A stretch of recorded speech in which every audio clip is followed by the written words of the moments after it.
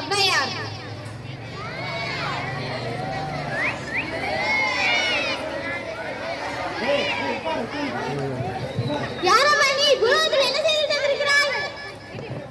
அறம் செய்ய விரும்பு, ஆறுவது சினம் என ஆத்திச்சூடி எழுதி மக்களின் நல்வழிக்காக நாடாக ஒன்றோ காடாக ஒன்றோ என் ஆண்களை ஒழுக்கத்தை பற்றி பாடினேன். கொன்றே வென்ற நல்வெளி மூதுரை படி மக்களின் அறியாமை போக்கி நல்வழிப்படுத்திய அவை நான். அடுத்து யார் சிறுமுத்தா? அன்னைக்கு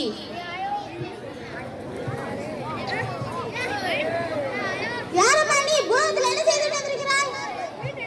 என்னையா யாரென்று கேட்டாய்? சோழர்கள் வாழ்ந்த பூம்புகாரை சேர்ந்தவள் நான். பிழைப்புக்காக பாண்டி நாட்டுக்கு சென்றோம். நானும் என் கணவன் கோவனும். எதுவும் அறியாத என் கணவனை கல்வன் என்று கொன்றான் பாண்டியன் நெடுஞ்செழியன். சும்மா விடவில்லை.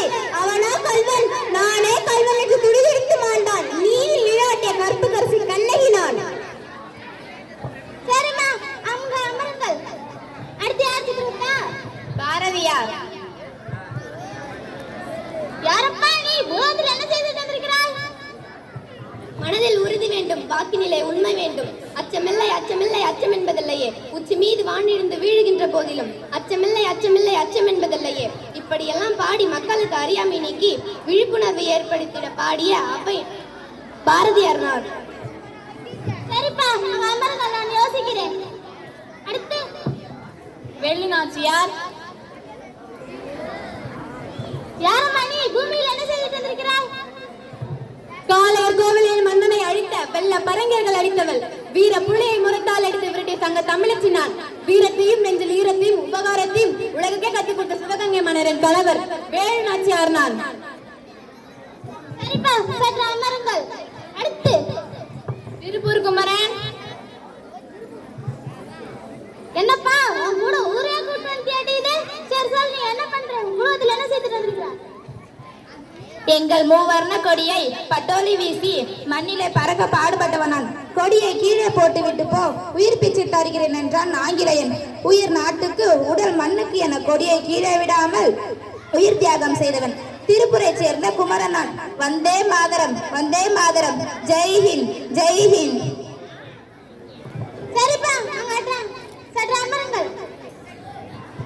அடுத்து இதோ அரசுப்பள்ளி மாணவியாம், பெரிசுருத்தில் படிச்சவராம், கலெக்டரா வேலை பார்க்கலாம்.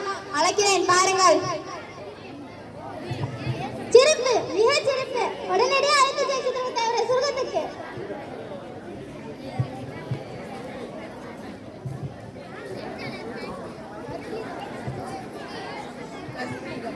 ஆகணும் மாஸ்டரே.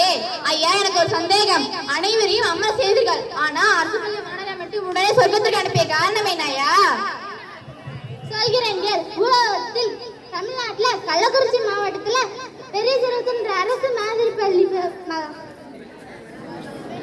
இருக்கின்ற மாணவர்கள் எல்லாம் ஒழுக்கம், கல்வி, கலைகள், போட்டிகள் எல்லாத்துலயும் சிறப்பான். அவங்க இனம், ஸ்போர்ட்ஸ், முதலமைச்சர் தின தெருவு, கழுத்து விழா போட்ட எத்தனை போட்டிகள் அந்த ஸ்கூல் தான் கள்ளக்குறிச்சி மாவட்டத்தையே ஆட்டு படிக்குதான். அப்படிப்பட்ட பள்ளியில் படிச்ச மாணவியை கேள்வியா கேட்கணும். உடனடியே அனுப்பலாமே சொர்க்கத்துக்கு.